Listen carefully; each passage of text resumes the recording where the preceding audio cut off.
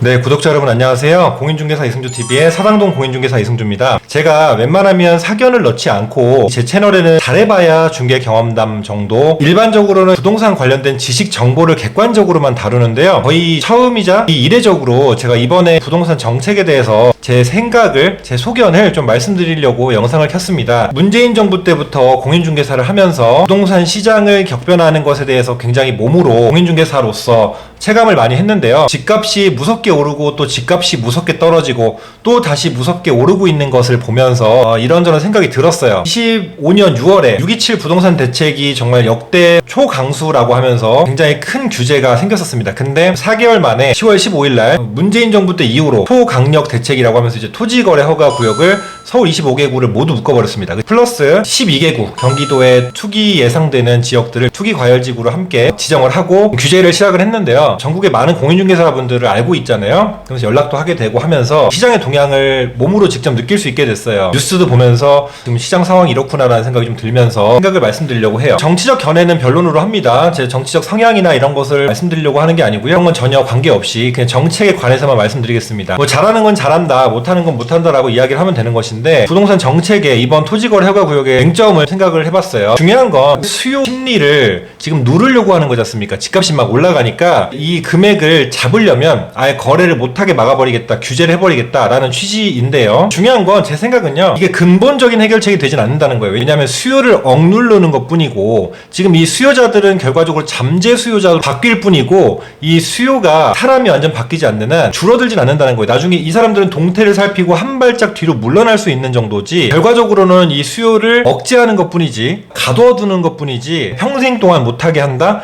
그런 정책은 아니라는 거죠. 그 다음에 심리적으로 하지 말라고 하면 더 하고 싶은 게 있어요. 그러다 보면은 주변에 규제를 벗어난 곳 혹은 조금 더 여력이 되는 곳으로 옮겨가게 돼 있습니다. 이제 이걸 뭐라고 하냐면 풍선효과라고 하죠. 반사 이익을 얻는 지역들도 생기면서 생각지 않게 풍선효과로 인해서 번져서 부풀어지면서 근처에 생각지도 않게 집을 매수하게 되는 영향도 생길 수가 있고, 그러면 점차적으로 지방 아파트까지 혹은 다른 목적물까지 점점 번지면서 전체적인 부동산 가격이 오를 수밖에 없단 말이죠. 그 다음에 근본적으로 비싼 집을 취득하는 사람들에게 중과세를 하고 혹은 투기과열지구로 조정대상 지역으로 묶으면서 양도세나 이런 부분에 대해서 혜택이 없고 또 중과세를 매기겠다, 이런 부분들 좋지만 국가주택을 삼으로 인해서 혹은 다주택자가 됨으로 인해서 취득세, 보유세, 양도세를 대대적으로 조금 구간을 나눠서 세부적으로 규제를 하는 것이 갭 투자를 원천적으로 차단하기에는 훨씬 효과적이지 않을까라는 생각이 들어요. 왜냐하면 이 갭 투자라는 거를 막기 위해서, 그냥 무분별한 투자를 막기 위해서, 투기를 막기 위해서 이 정책을 펼치는 건데, 이럴 때 이제 누가 개주금을 당하냐면은 실제 매수하려는 의사가 있던 사람들,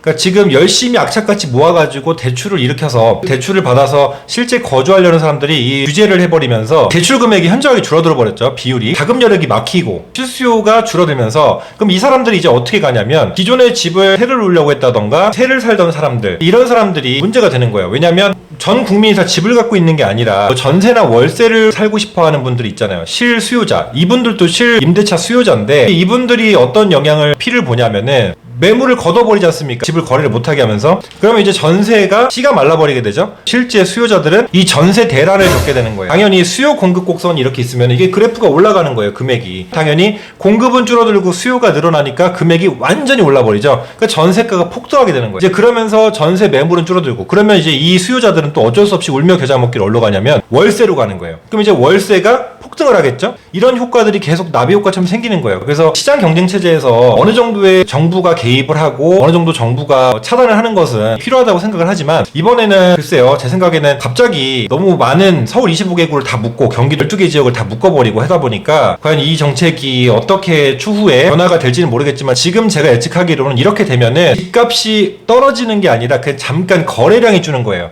거래량이 줄다 보니까 수요자들은 계속 발돋움을 하려고 준비를 하고 있을 거고, 계속 그 주변 지역이나 혹은 이 정책이 풀리기만을 기다리고 있을 거예요. 그러면 전월세 시장은 당연히 박살이 나는 거고, 그럼 실제 거주하고자 하는 사람들은 거주를 해야 되잖아요. 밖에서 살 수 없잖아요. 그렇다고 호텔을 빌리겠어요? 이분들은 어떻게든 더 눌러 살고 싶은 마음이 크고, 살던 분들은 안 내쫓김 당하려고 살고 싶고, 또 새로 구해야 되는 분들은 집을 구하기가 훨씬 어려워지는 거예요. 이제 그러다 보니까 또 지금 그 예방책으로 발의를 하려고 그러냐면은 임대차 계약갱신 요구권을 지금 2+2 해가지고 최대 4년까지 살 수 있게 해놨잖아요. 근데 지금 9년까지 해서 3+3+3으로 지금 할 수도 있다라는 얘기까지 나오고 있습니다. 사실 글쎄요, 임차인이 9년까지 살 수 있도록 보장을 해주겠다? 제가 현업에서 공인중개사를 하고 있는 입장에서 이게 어디까지를 말씀드려야 할지 모르겠지만 이건 좀 탁상공론이지 않을까. 실무에서 일을 해보면은 최전선에서 이 총을 갖고 싸운 사람 입장에서 보면요, 이건 사실은 되게 말도 안 되는 정책이에요. 내가 생각하는 건 차라리 투기를 차단하려면 실수요자를 입증하면 실수요자에게는 대출 금액을 증가시켜 준다든지, 실수요자를 입증하면 어떤 불이익을 좀 줄어들게 할 수 있는 그런 규제를 적당하게 완급 조절을 하면서 해야 되는데, 그냥 통일해서 모두 다 묶어버리지 않습니까? 이러면은 사실 형평성 부분에서 그리고 실수요자 부분에서도 많은 피해를 볼 수 있지 않을까라는 생각이 좀 들고요. 그리고 또 한 가지 조심스럽게 의견을 말씀드릴게요. 규제를 하려면 내국인 외국인도 좀 구분을 해서 규제를 했으면 좋겠어요. 제주도가 중국 땅이라는 말이 있을 정도로 중국인들도 많이 거래를 하고, 실질적으로 저도 지금 현장에서 거래하다 보면은 소유주가 중국인인 경우가 되게 많아요. 지금 중국인이 무비자 입국이 돼서 여행 계획이 엄청 많죠. 그러다 보면 이제 이분들이 또 돈 있는 분들이 오셔가지고 우리나라 땅을, 건물이나 부동산을 많이들 매입을 하는데, 중국인의 부자 수가 우리나라 인구수라 그래요. 그 많은 사람들이 우리나라에 들어와가지고 우리나라에 땅을 사고 건물을 사면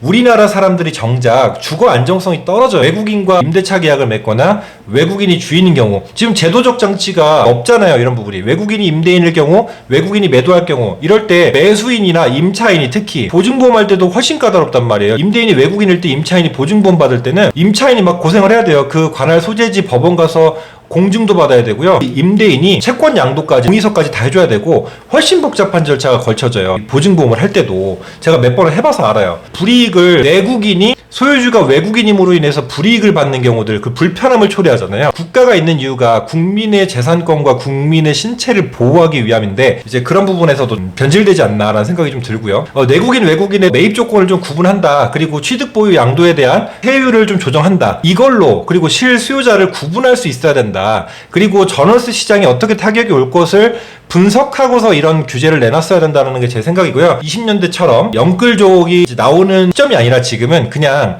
집값을 억눌러 가지고 풍선 효과로 다른 데가 지금 집값이 막 오르고, 이제 반대로 주변 지역, 그 외의 지역들은 막 매수문이 줄을 선다고 해요. 왜냐면 이제 공고일로부터 5일 후에 효력이 있거든요. 그럼 이제 그 5일 사이에 쇼부를 보려고 하는 분들도 있고요. 그죠? 저도 지금 10월 18일인데 오늘 계약서를 썼는데, 저도 확인 설명서에 토지 거래 허가 구역이라는 걸 다시 클릭해서 체크해야 되고, 투기 과열지구를 이제 체크하게 되는 그런 상황이 되게 낯설더라고요. 지금 몇 년 만에 저도 동작구에서 이 체크를 하게 됐는데요. 그러면서 좀 많은 생각을 하다 보니까 오늘 영상을 원래 지식 정보를 올리려고 하다가 이 부동산 관련된 이 정책에 대해서 한 말씀 드리려고 그냥 영상을 켰습니다. 이건 지극히 제 소견이에요. 근데 지금 현장에 있어 보면은 아파트들, 저희 주변의 호가들도요, 뭐 하루 사이에, 며칠 사이에, 그리고 몇 달 사이에 몇 억씩 올랐어요.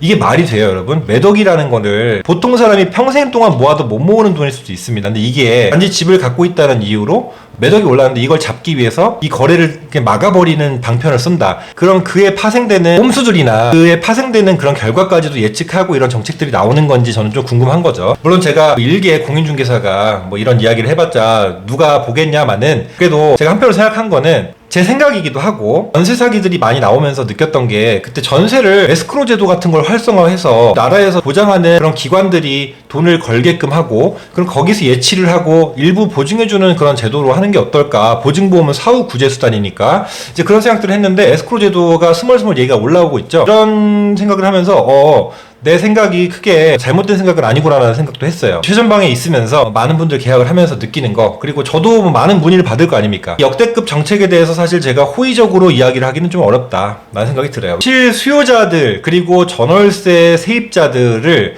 죽이는 정책이기 때문이에요. 이게 그런 생각을 한다라는 말씀을 드리면서 오늘 영상을 여기서 마치도록 하겠습니다. 시청해주셔서 감사합니다. 다음에 만나요.